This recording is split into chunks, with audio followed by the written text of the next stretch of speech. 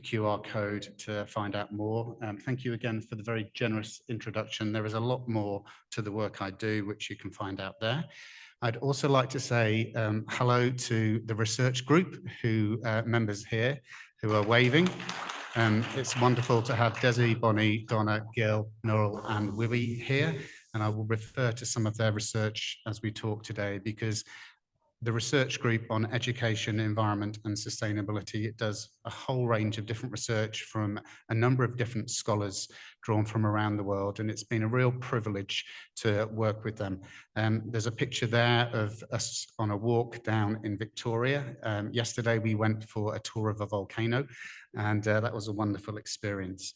So for those of you who are struggling with my accent, my slides are available online. So if you look at the QR code or look at the bit.ly resource there, you can download all of the slides for today and annotate as you go along. So hopefully that will be useful to you.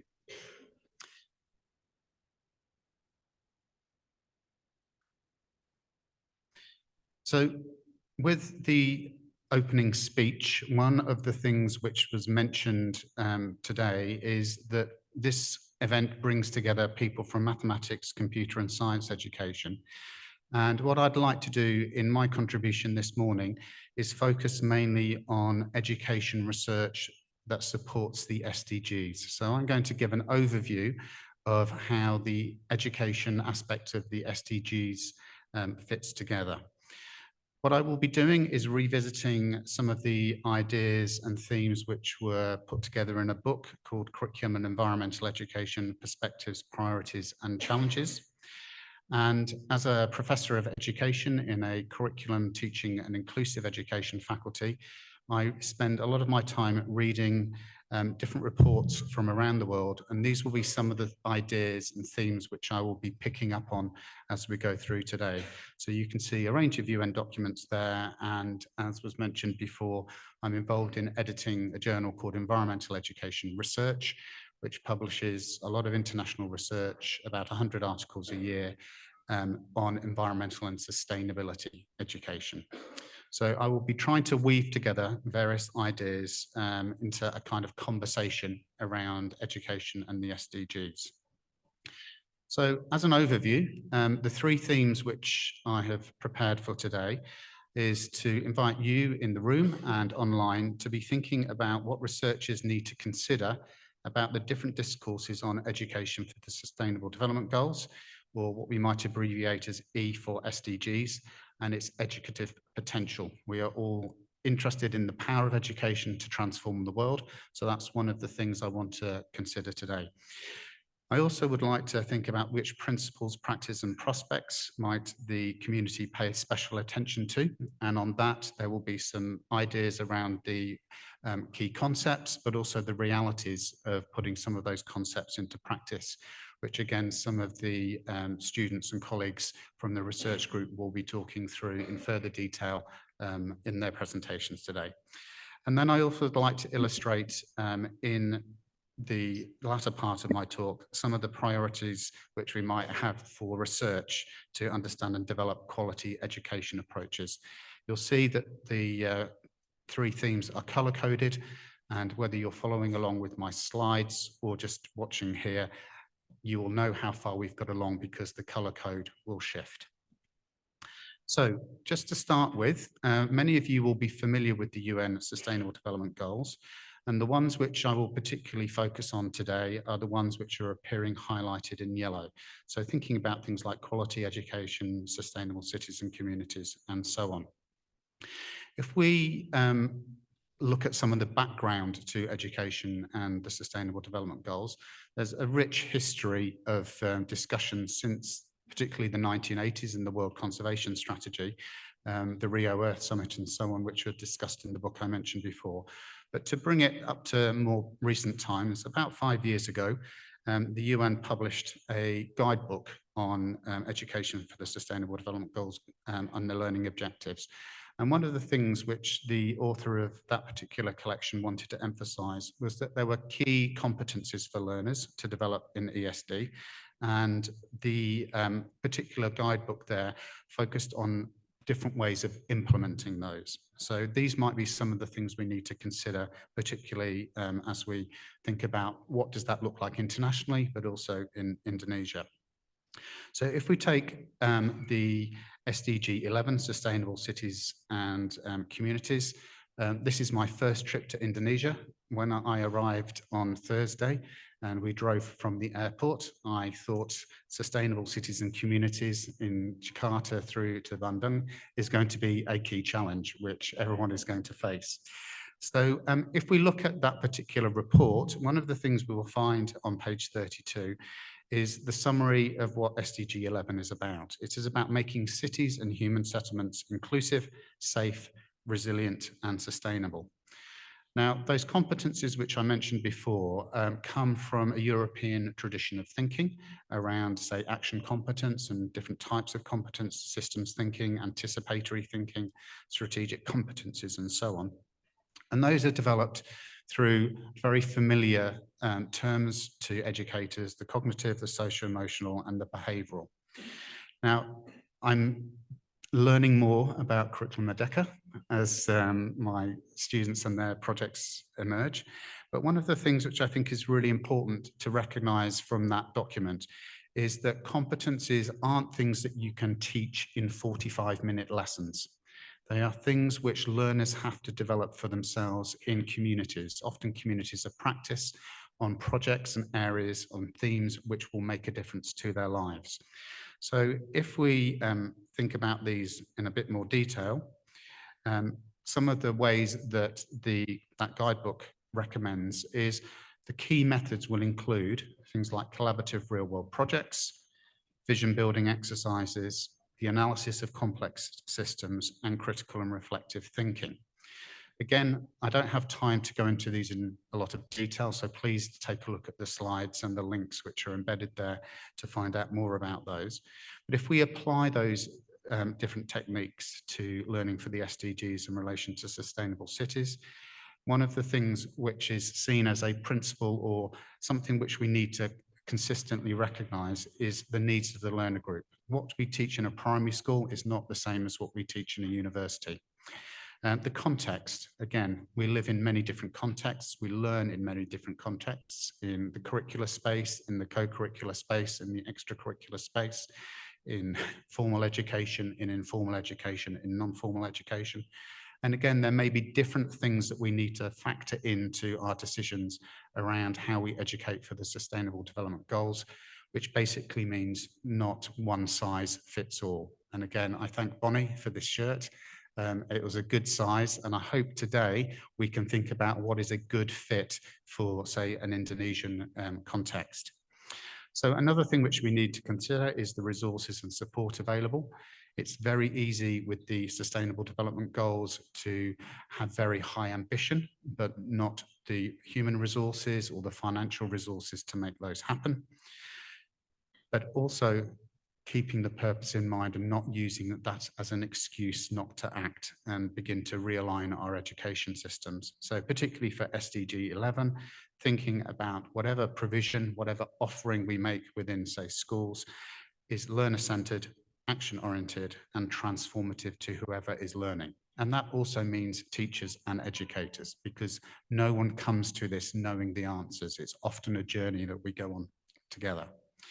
So again, to think back to that UNESCO document, which was on the right-hand side of my initial slides, UNESCO's Futures of Education report talks about renewing the social contract. And again, one of the challenges, say like with Curriculum Merdeka, is in response to COVID, we need to rethink the education system. So aligning those kinds of considerations to how we transform learning and teaching will be one of the principles that we need to think about today.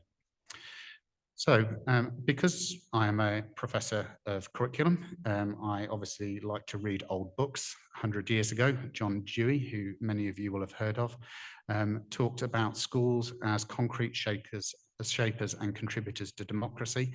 And again, within that quote, you can see there that the purpose of a school is to perhaps model democracy in practice and lead to the better future of society.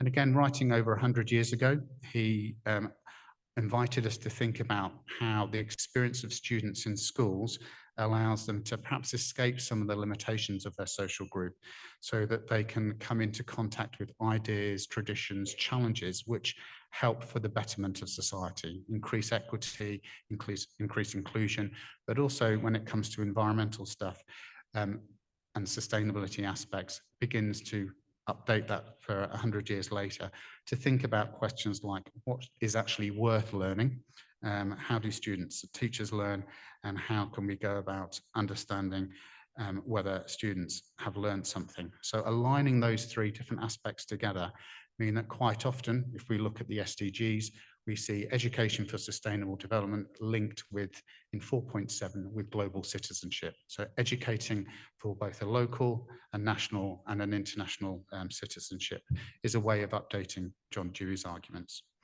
Again, if we look at things like the COP meeting, which will be happening in UAE in a month's time, if we go back a few years, we will see there's been a strong emphasis on thinking about education and climate change and using education for sustainable development as a way of tackling climate change. We know that Bali hosted a COP meeting years ago. We've had the Paris Agreement. We've had the Glasgow Work Programme recently announced on action for climate empowerment. And again, that links together a number of different SDGs. Just to bring those words to life a little bit, UNESCO and UNFCCC there argue very strongly in the discourse on educating for the Sustainable Development Goals that education excuse me, plays a key role in raising awareness and promoting behaviour change.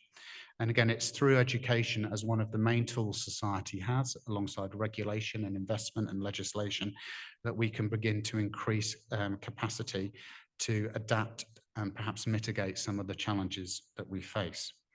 And again, if we look at the second part of that, the third part of the slide I put up, providing the skills people need to thrive in a new sustainable economy. So linking again some of those other SDGs about the world of work, but also what kinds of cities, what kinds of industries we need for the future. And as I've highlighted there in red, the key argument which many of us believe when we go into teacher education and work in schools and work with ministries of education is understanding that education can bring about a fundamental shift in how we think, act and discharge our responsibilities towards one another and the planet. And it's been great, for example, to work with Nurul, who is here today, who has taught me a lot about curriculum Merdeka, Pankashila, the P5 curriculum, the role of character education, and we heard that in many of the opening remarks today. So the question which I have on both of those slides, this one and the previous one, is how much education and what is the quality of that education? And I'm going to try to unpack that as we go through. Now, if we look back to some of the histories of the key terms which are involved in education and sustainable development, shifting more towards sustainable development here, many of you will remember the Brundtland Report was fundamental to thinking in the 1980s, which led to the Rio Earth Summit, and that emphasized the needs of meeting the needs of the present without compromising the ability of future generations to meet their own needs. If that's to happen, we need to think about the scale and the depth of engagement with this. And my good colleague, Christina Kwok, who presented a keynote at the North American Association for Environmental Education last week, in her work with the Brookings Institution, she's used a number of different models and ideas to look at the scale of the challenge ahead of us. And her work, for example, emphasizes the role of girls in education, girls engaging with STEM education, and primary education as a key foundation for beginning to advance this. And in the circles which are layered here, she uses the notion of the powers of 10 as we go up from the scale of, say, the individual classroom to the school, to the sector, and so on. The scale of the challenge and what investment we might need grows quite largely. And again, I struggle with understanding Indonesian currency. I've never held $1 million note before, but it's that kind of thing where thinking about the amount of investment we would need to achieve some of these goals will be one of the challenges and the stock-taking exercises many of us researchers can do. I come originally from the UK, just a recent example there, the National Audit Office there worked out that education is the public sector's largest emitter of carbon from buildings, and you can see some of the figures there. Now, the government in the UK, I am not a huge fan of my government back in the UK, has made lots of promises and announced particular things to show that it is addressing climate change, for example, and sustainable development. It hosted the Glasgow COP meeting recently. But when you actually analyse what they have promised to do, you can see here that it's only 2% of schools which will be engaging. That's clearly not the level that, say, someone like Christina Kwok is arguing we need. We need to move from 2% much closer to 50 towards 100% of schools if we are going to make the difference that we want. Again, if you are familiar with some of my other work, I write a lot about Gert Biester's ideas around the functions of education, which might be, again, if you think of driving on the road, you need usually a driver's license. That's your qualification to be able to read the road and understand other drivers. Driving back from the volcano yesterday, I saw some interesting driving, to say the least. That's the socialization aspect. And then the journeys that you want to go on might be the subjectification aspect. Now, again, drawing on Christina's work, you can see there in figure 2 that some of the scale of thinking which is required for a radical transformation of education will require significant investment. So again, for researchers in this area, one of the challenges might be to engage with the economics of education as well as the policy around education, not just classroom-based studies, for example. Now, I apologize that I didn't use an Indonesian example here, but just to give an example from not too far away in Malaysia, here's an example of a school who has tried to think about its ecological footprint, but also its ecological handprint. And again, they're working across those different scales. We see the school's leadership, for example, deciding that it's important to engage the whole school community, excuse me, in reaching a carbon neutral status by 2025. That is very ambitious. Most of us talk about net zero by 2050. This school is making a commitment to 2025. And again, if you look at the video, you will see examples of the work which they're doing there. But the interesting thing that this school is doing, and why I've mentioned a hub model, is it's trying to be a model of good practice for the community by being a microgrid, being able to use its energy in other places as well. So that makes a difference there. Some of the contradictions and challenges, I think, which we need to face include things like how the UN and UNESCO, for example, reports on education for the Sustainable Development Goals. We haven't seen much shift over the last 10 years in thinking about targets and indicators.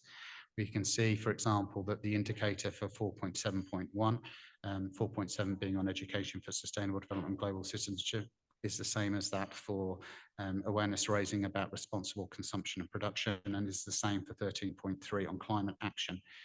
None of those indicators ask the question of what is quality education, even though SDG 4 is around quality education.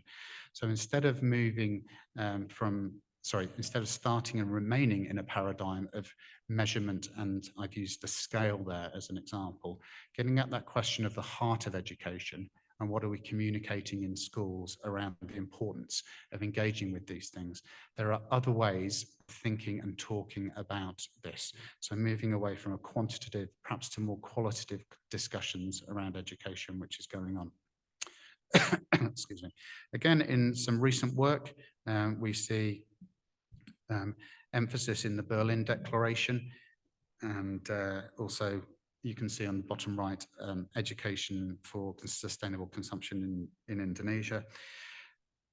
There is a concern to shift our mindsets and worldviews. And again, some of the presenters today will be unpacking what kind of education is required for that.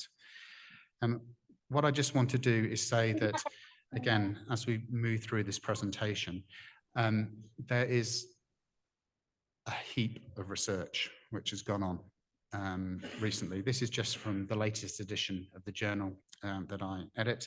And you can just see there, again, the range of different things that people are doing around the world to investigate science, technology, computer science, big data, innovations in STEM, all sorts of different things which are going on there. So just as an example there, how economics teachers are embedding environmental sustainability into their textbooks, how teachers from Ethiopia understand the key concepts. Again, that's an easy project for many people to start with, finding out how different subject area teachers conceive environmental and sustainability topics.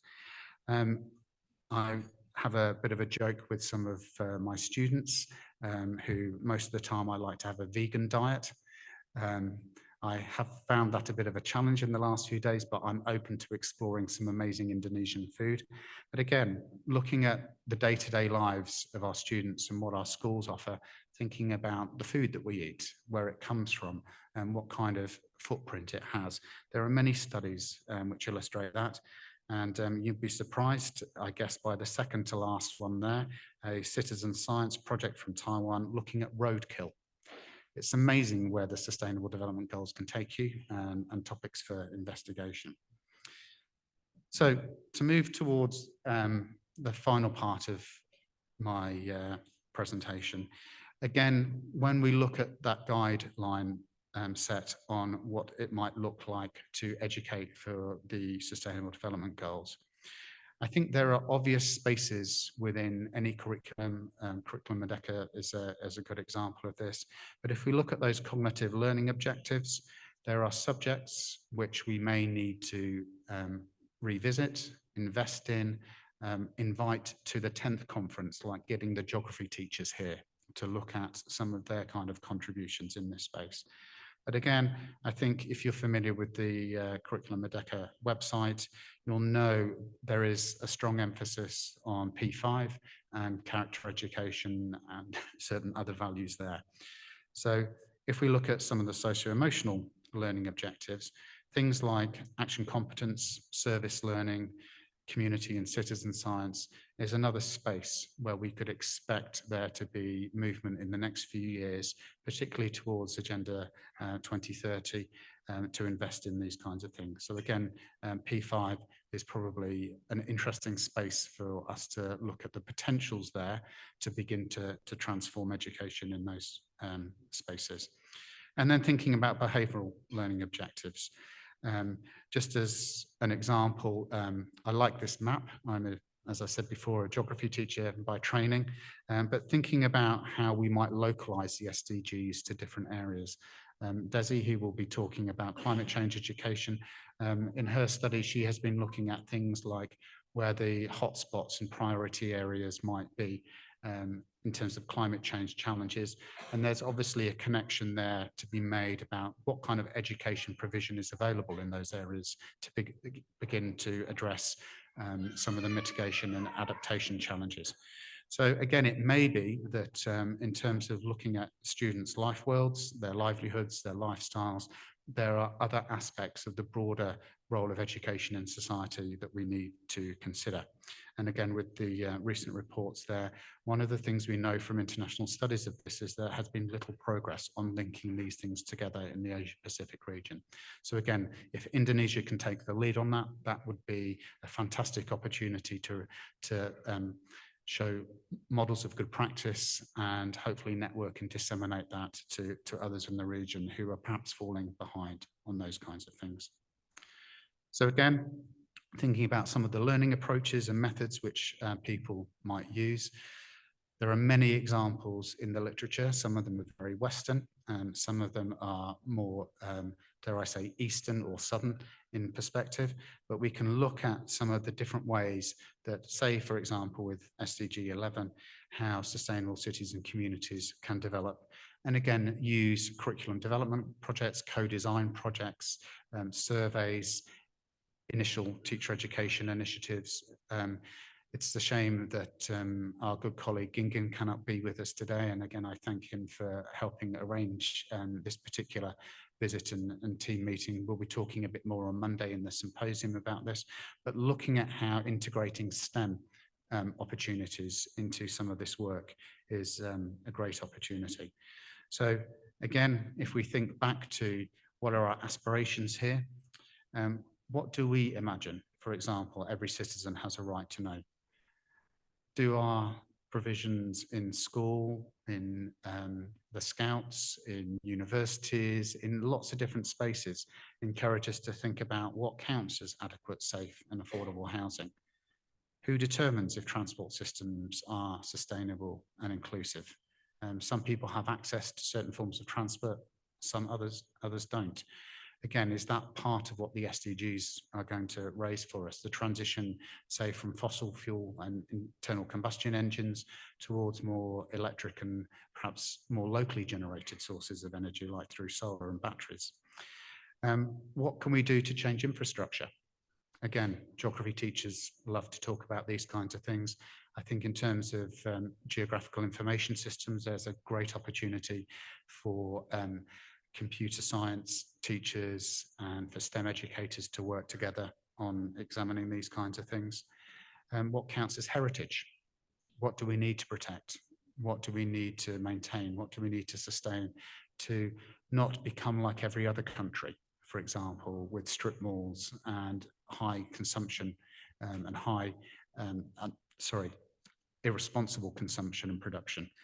So there are traditions which in Indonesia need to be maintained. And again, that's where we can think about a holistic education, which combines insights across different areas. Again, I look to Wiwi, who is studying disaster education provision in Indonesia. And again, thinking about, is it largely in a responsive mode, or is it in a proactive mode which creates resilience in communities? So there's a good opportunity to hear Wiwi's thoughts about that later on. And again, understanding the impacts of our cities and communities. Bonnie is here, who has an interest in marine environmental education. So thinking again about the connection between land and water is an important part of that. And also moving towards the end of the public spaces, how do we use those? Can they be a space for cultural renewal and connection? So there's a range of different things that we can think about here to move the debate and discussion forwards in a community like this on education for the Sustainable Development Goals. So what I just want to finish with here is, again, if we look at the data sets on this, we know that there is a lot of work to be done. On the boxes on the right-hand side, you can see there, nothing is green for the Asia-Pacific region. We have a lot of work to be done in thinking about how we can accelerate progress in housing, public transport, urban air, disaster risk management policies, if we are looking at education and, for example, SDG 11. We also know that there's lots of areas where we just do not have any data yet. And we may need to think about, say, through citizen science, how educators can be involved in generating data sets and owning that data to bring about local level change and transformation. So again, if you'd like to find out more on that, do have a look at some of the SDSN reports, which Monash hosts and discusses in detail. So I think my 30 minutes are nearly up. What I'd just like to do is recap what I've discussed. Hopefully I've given you some ideas at the start of today. And again, I acknowledge that we have many presentations happening today, which will go into some of these themes in more detail. But when we think about education for the SDGs, do we understand what the educational potential is of beginning to work on that within our different curriculum spaces, schools, and other forms of education? Which of those principles, practices, and prospects do we want to work with? Which do we want to challenge? And that might include investment in these spaces. And where might we need to think about using research to further our understanding and develop quality education approaches in the education for sustainable development goals. Thank you. I appreciate your time this morning, and I look forward to your discussion.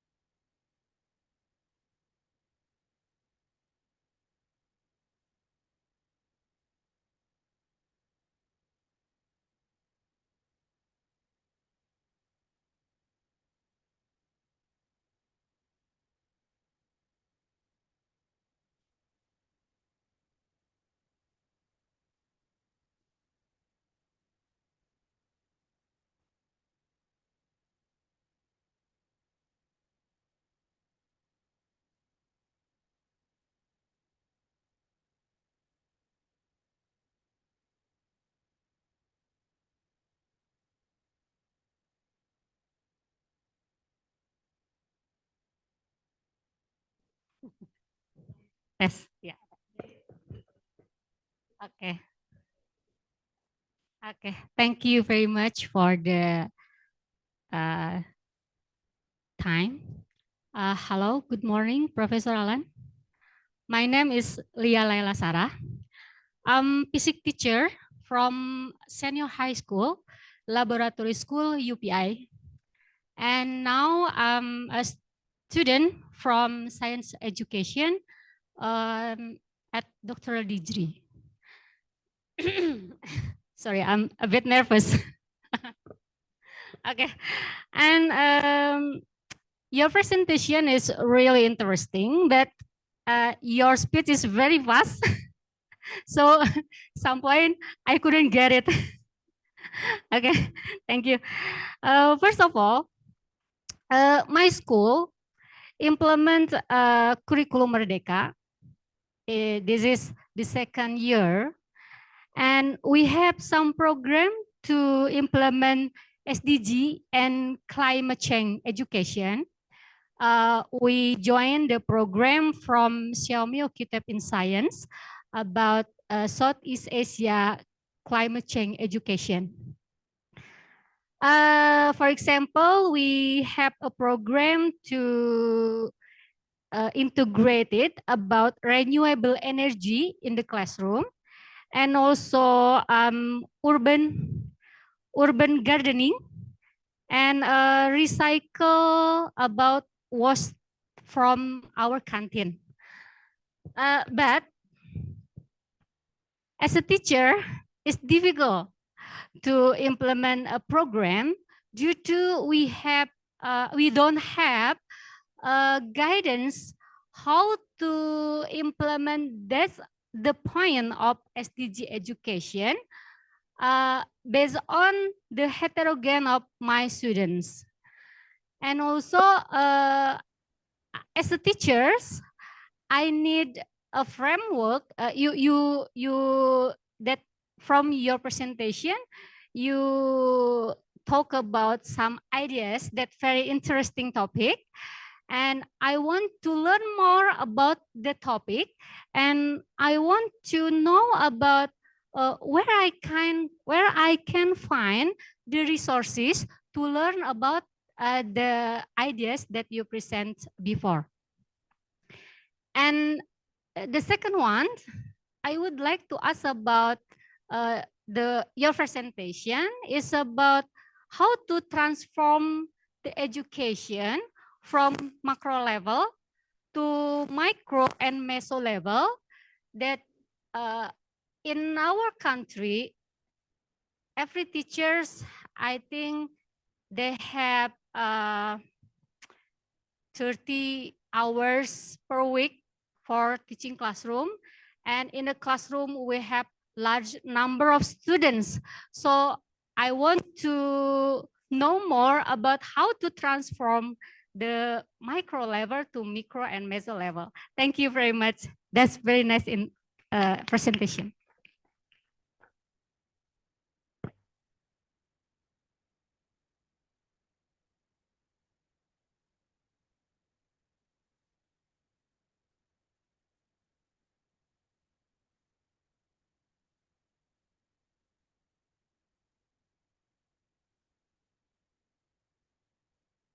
Very pleased to hear that physics teachers are working in those ways. Those are exactly the kinds of practices which UNESCO and many others are recommending people to be engaged in. Just as a very simple example, for economics teachers and physics teachers, for example, to work on the concept of net zero together is a great opportunity for bringing the strengths of understanding the science of energy with the policies and economics of energy. So cross-curricular work is one of the things which is, I think, in line with Curriculum Merdeka, but also with the way we build strong professional learning communities. I would encourage you to talk to my student Noor, who is looking exactly at some of these questions about how to develop environmental related literacies within schools and the importance of things like communities of practice and how those are developed and how those are sustained and maintained and grow over time. One of the things that Noor has taught me is it's often math teachers who are leading a lot of the work in schools to develop these areas. And so again, it's not necessarily about turn taking, but supporting each other across those professional learning communities and understanding, if we think of Leif and Wenger's ideas of communities of practice and legitimate peripheral participation, finding ways of moving from the outside to the inside and maintaining those areas so that, for example, as teachers get promoted, as teachers move into other areas, the community continues. Bonnie, for example, has found that particularly with marine environmental education, you often have what in Europe is called the fiery soul teacher, the person who is passionate about a particular area, but perhaps they leave the school and that area goes with them. So finding ways of embedding the kinds of things that you were talking about becomes important. I think around the world, one of the challenges that teachers face is what some scholars call deprofessionalization. They are becoming technicians, not reflexive practitioners. They are not encouraged to invest in themselves and in their community of professionals. So seeing ministries, and I know in Indonesia there's various ministries which support education, but UPI and other places continue to host events, invest in professional development. Having high quality graduates will make a difference to the teaching profession and will also allow others to work out ways which are locally appropriate for these kinds of things. Now, the reason I've ended with a comment like that is because I think it's important for Indonesia to work out its own pathways to achieving education and the Sustainable Development Goals, not necessarily borrowing them from other places or having certain approaches imposed as if those are the best things for Indonesia. And in this room, if we added up all of the IQ, we know that there's a big amount of IQ in this room. And we also know, if you think about emotional intelligence, the EQ in this room, to understand how to work with passion. There are some very dedicated and interested and capable people who will be able to lead education for the Sustainable Development Goals in Indonesia. So please use this day to connect with each other, find out other fire souls, how you can support them and how you can build networks which move this agenda forward, influence the policymakers and the stakeholders who we were talking about at the start of the day, because that is one of the challenges for moving from the micro classroom passion to changing schools, to changing the education system at the macro level. What I will not do justice to myself in commenting on this is to say this costs. It needs investment. And as a recent announcement from UNESCO on the Greening Education Partnership noticed, when they announced this and $50 million to reach 500,000 teachers, et cetera, when you do the maths, it works out as $1 per teacher. We are not going to achieve this with giving $1 per teacher per year. So working together to argue for significant investment is going to be really important. The final thing I'd like to say again on this, going back to the first QR code about me, I work with the Global Environmental Education Partnership. In the Asia Pacific region, there is a community center and hub hosted in Taiwan. Please connect with the Global Environmental Education Partnership and work with others in the Asia Pacific region who have a passion to work with government ministries in environment, sustainability, climate, energy, education, and so on, to set the policy conditions to bring about these changes. Again, there's lots of information through those links which I provided in the slides. I apologize for going so quickly, but hopefully with the slides and more time, feel free to contact me afterwards if you want to explore any of these things in more detail. Thank you.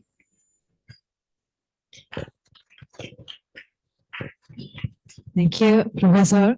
And I would like to invite the second, please.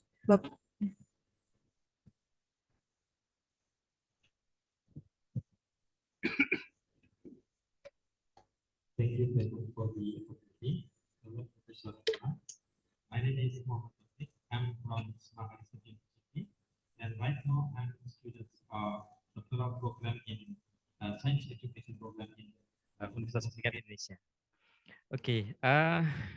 In this occasion, I would like to ask you, according to John Dewey, how to teach teacher. That's as I know, that's two way, by modeling and by teacher training.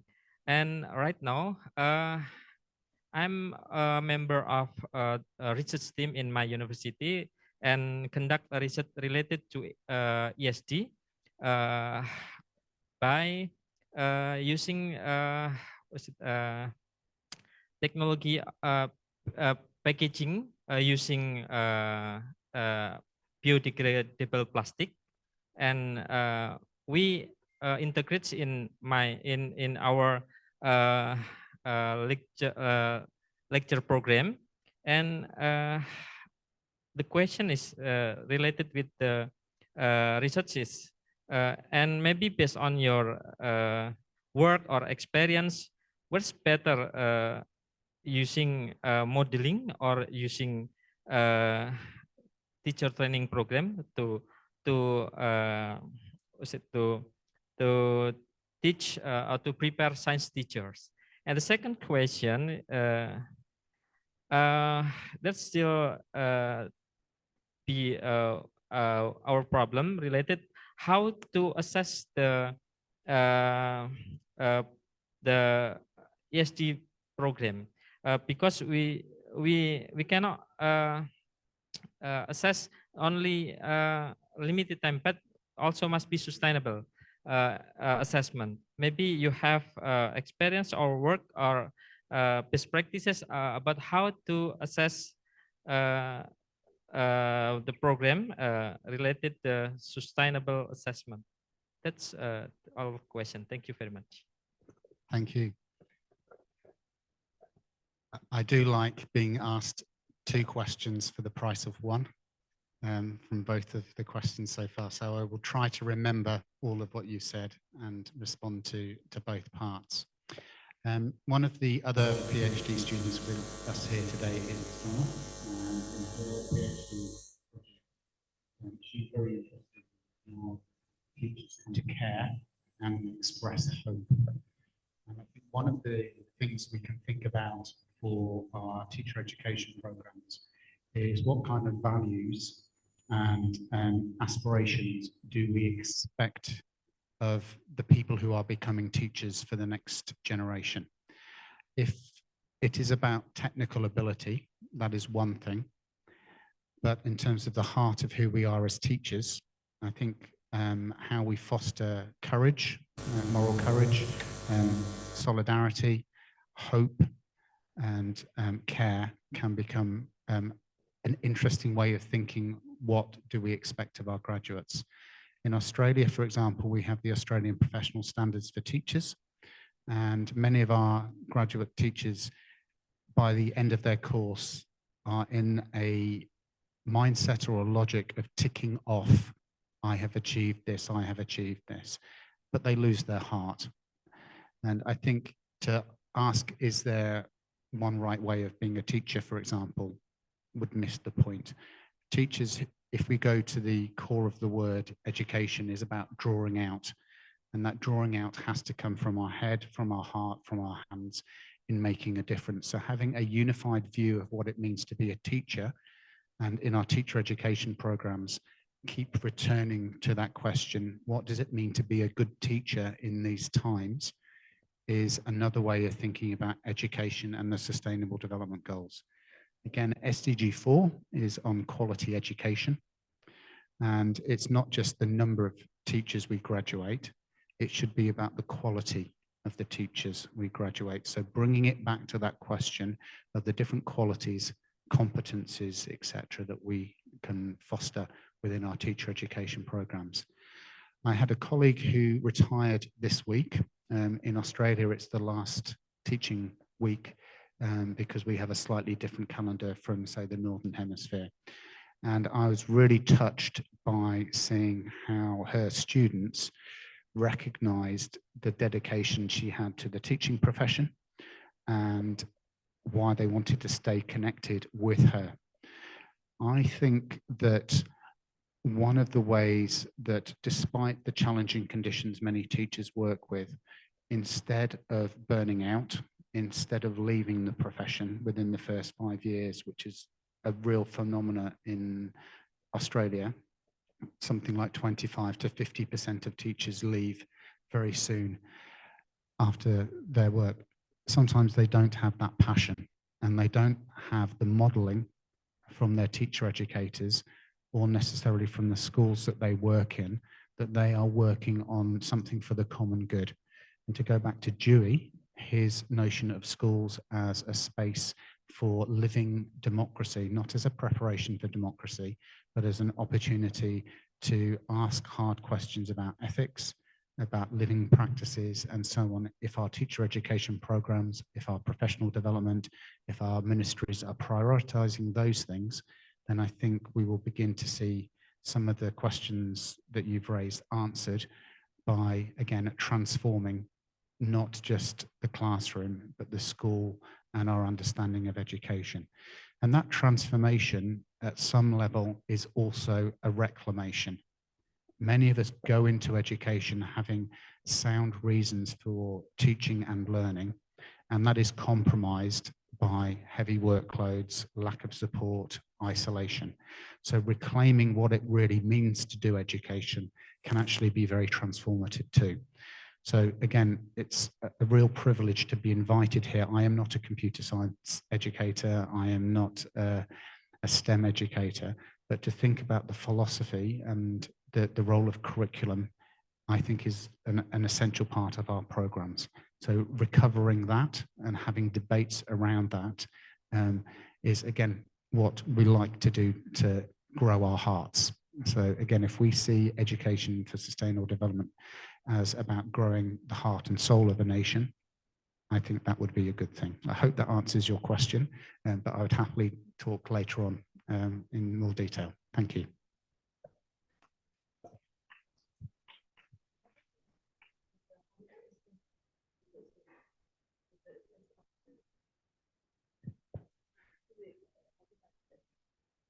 Okay, thank you. Sorry not to pick up on that.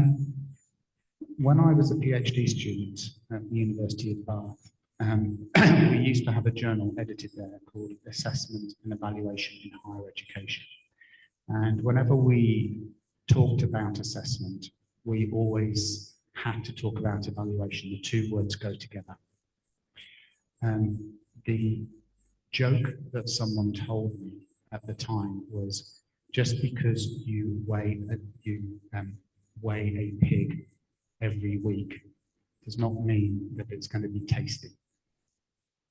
But just because a pig grows, it's not necessarily a quality pig. You just know the quantity. Unfortunately, I think a lot of assessment, like I was saying with 4.7.1, 12.8.1, 13.3.1, focuses on measuring quantities as if that is a good sign. At one level, it's okay. You don't want to eat tiny pigs. You want to eat big pigs. And I apologize that that's not an appropriate reference in an Islamic country. But that kind of thing, say it was a chicken. You want to have a healthy thing to consume at some point. Now, it comes back to the core of the word evaluation is value. How do we value things? And are we valuing the right things?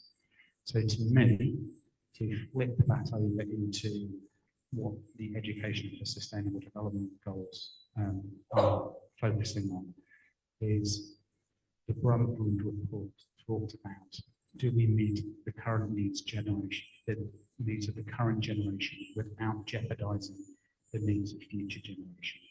And that is a question of value at its heart. So again, sometimes what we need to do is transform our assessments so that we focus on the things that really matter. And just knowing how many teachers have graduated from the program is useful for accountants. But it doesn't tell you about how good those teachers will be in fostering real-world learning, which allows students to envision a future they want to live in and create a world that they want, which works with kind of green tech, which is ecologically sustainable, which fosters social justice and so on. Those are the things which are at the heart of the SDGs. So focusing on those qualities, those values, is a way of shifting the focus away from assessment more to evaluation. And I think encouraging the participants, say, of our teacher education programs to answer that question, not questions of did the lecturer talk for the right amount of time, were the readings accessible, etc. Those kind of technical aspects. But what have I learned as an educator for who I can become and where I might need to go over the next few years? And to go back to the story of my colleague, I know that they had experiences in their teacher education program working with her, which will live with them and will continue to inspire them and continue to encourage them to support other teachers along that journey to become better educators in 5, 10, 20, 30 years. And again, we have wonderful people in this room who can probably share their stories of why they are still committed to doing good education. So if we put the question back to, is this good education and how do we know? That is the type of evaluation that I would encourage us to do instead of assessment on that. I know it's me talking from a platform and I can say these kinds of things, but I think it's important for us to keep that question of value, what do we value, at the centre of our discussions around how we maintain the teaching profession and grow the teaching profession and align it with things like the Sustainable Development Goals. So hopefully that's responded to what you were asking and what you were asking to. So thank you. Okay, thank you so much, Professor Alan.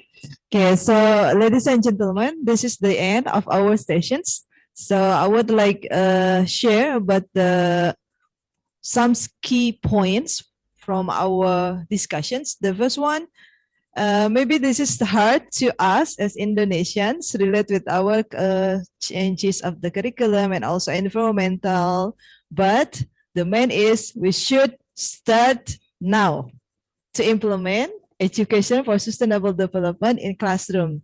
We are as the lecturer, we are as the teacher, but please start together to start ESD for the solving the climate change. Okay, the second is about the domains. There are 3 domains should be improved or implemented in our classroom. The first one, cognitive. The second one, social emotional, and the last about the behavioral learning objectives. Okay, thank you. Big applause for Professor Alan. Okay. The next is I would like invite the committee to deliver the certificate. Thank you once again for Professor Alan Reid for the insightful talk about education for SDGs, and also Dr. Lilith for hosting this keynote session. And please kindly stay on the stage because we would like to deliver a token of appreciation. And I would like to invite Vice Dean for Finance and Resources, Professor Dr. Nahadi, MPD MSE, to come to the stage.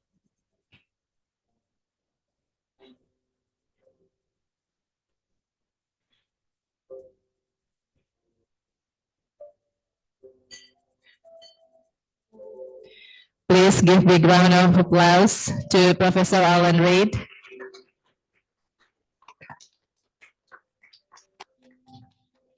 And maybe Dr. Lilith can join the photo session too.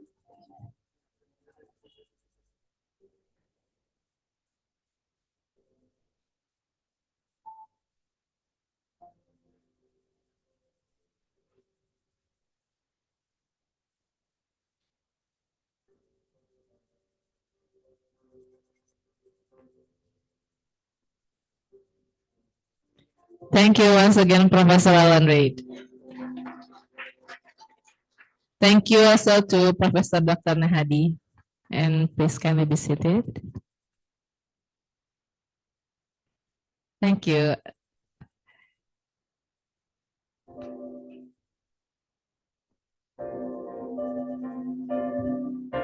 Cintaku bertempur, harap yang tak ada di antara asmara.